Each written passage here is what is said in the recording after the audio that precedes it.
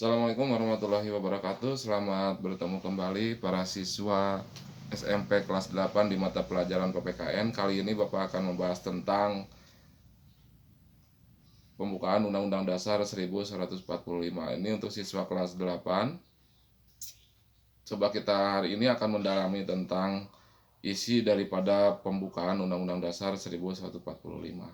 Sebelumnya Bapak harus sampaikan dulu bahwa semoga kalian tetap mentaati peraturan atau protokol kesehatan agar kita terhindar dari virus corona, dan ketika itu mampu kalian lakukan, maka kita akan bisa segera bertemu dalam pembelajaran tatap muka.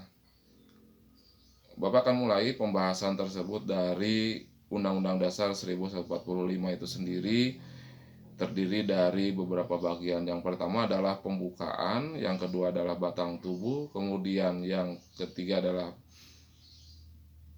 penjelasan.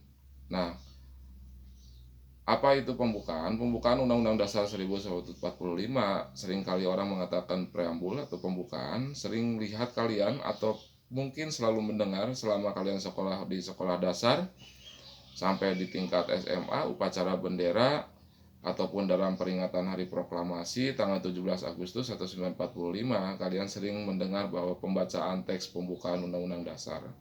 Pembukaan Undang-Undang Dasar 1145 itu sendiri tentu mengandung arti dan makna yang sangat mendalam bagi bangsa Indonesia, karena di sana tercantum 4 tujuan negara. 4 tujuan negara tersebut yaitu: 1.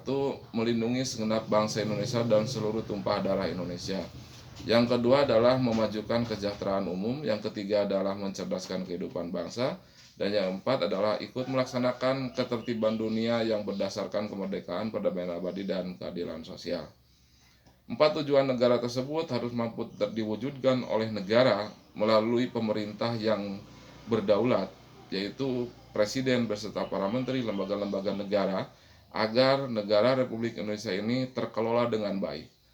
Pengelolaan negara dengan baik itu sendiri harus berdasarkan kepada peraturan yang berlaku, yaitu Pancasila dan Undang-Undang Dasar 1145. Bapak akan sampaikan dulu bahwa dalam Undang-Undang Dasar 1945 terdapat 16 bab. 16 bab kemudian terdiri dari 37 pasal, 4 pasal peralihan, 2 pasal aturan tambahan, dan penjelasan. Oleh karena itu, bahwa dalam hal ini aturan-aturan tersebut harus mampu untuk diterapkan, terutama dalam mencapai 4 tujuan negara. Yang pertama adalah melindungi segenap bangsa Indonesia. Di pembelajaran sebelumnya, kita sudah mempelajari tentang bagaimana adanya norma, adanya hukum yang berlaku. Dalam hal peraturan-peraturan tersebut tentu harus ada pelaksana yang bertanggung jawab dalam melaksanakannya. Dalam melindungi segenap, tadi tujuan yang pertama itu melindungi segenap bangsa Indonesia dan seluruh tumpah darahnya, maka negara membentuk satu kesatuan, yaitu TNI dan Polri, perangkat-perangkat hukum yang ada di Indonesia, dalam tujuan terwujudnya perlindungan terhadap bangsa Indonesia. Apakah benar Pak melindungi? Tentu iya. TNI mempunyai peran mempertahankan negara Indonesia dari serangan atau ancaman yang datang dari luar negara kesatuan Republik Indonesia, sementara Polri bertanggung jawab untuk melaksanakan atau melindungi keamanan dan ketertiban di dalam negara kesatuan Republik Indonesia.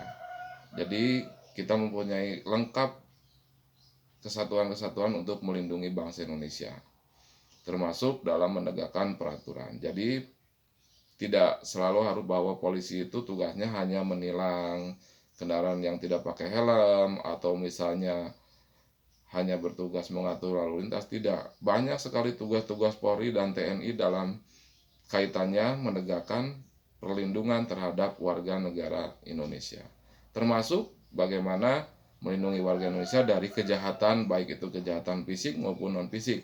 Kejahatan fisik yaitu misalnya pembunuhan, ancaman, penganiayaan, dan lain-lain. Ada kejahatan non fisik yaitu penyebaran narkoba, video porno, kemudian tindakan-tindakan yang lain yang tentu merusak secara moral dan perilaku bangsa Indonesia. Yang kedua yaitu memajukan kesejahteraan umum. Negara mempunyai kewajiban untuk mewujudkan kesejahteraan umum, salah satunya adalah dengan membangun pasar sebagai sentra-sentra perekonomian, bergeraknya roda perekonomian, bagaimana rakyat bisa menjual hasil buminya, para petani bisa menjual hasil tanamannya, kemudian para pengusaha bisa menjual hasil produknya kepada rakyat, dan kemudian perputaran ekonomi itu mampu terjadi di negara kita sehingga terwujudnya kesejahteraan sosial. Yang ketiga adalah mencerdaskan kehidupan bangsa.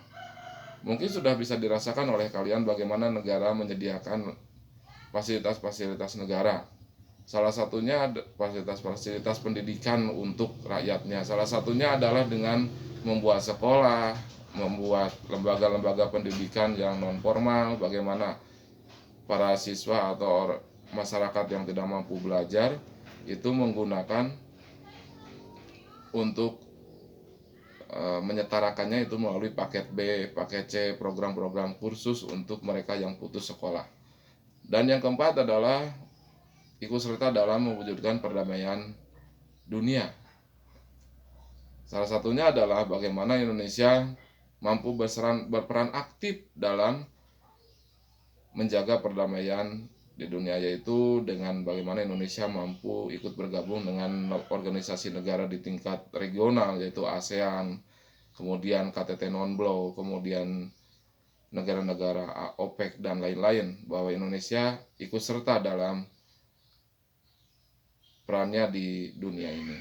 Nah, peran-peran tersebut dilakukan oleh negara atau pemerintah dengan tujuan tetap kembali kepada tujuan yang awal, yaitu untuk mensejahterakan rakyatnya, untuk melindungi segenap bangsa Indonesia dan mencerdaskan kehidupan bangsa. Nah, oleh sebab itu maka tujuan-tujuan negara ini harus kita dukung dan harus mampu kita laksanakan, karena tentu setiap peraturan yang dibuat oleh pemerintah untuk melindungi rakyatnya atau bangsanya. Bapak ambil contoh misalnya ada kewajiban sekarang untuk menggunakan masker. Tentu pemerintah bukan bermaksud untuk mempersulit rakyatnya, tetapi agar penyebaran COVID-19 ini tidak terus menyebar dan mengganggu aktivitas kehidupan bangsa Indonesia, baik itu secara ekonomi, baik itu secara pendidikan, dan dampak langsung yang kita rasakan ya seperti hari ini. Kita belum mampu atau belum bisa untuk belajar secara langsung atau seperti biasa bertatap muka karena penyebaran COVID ini masih beredar luas di masyarakat. Nah, itu salah satu bentuk negara, kecintaan negara atau tujuan negara dalam mewujudkan bagaimana melindungi bangsa Indonesia.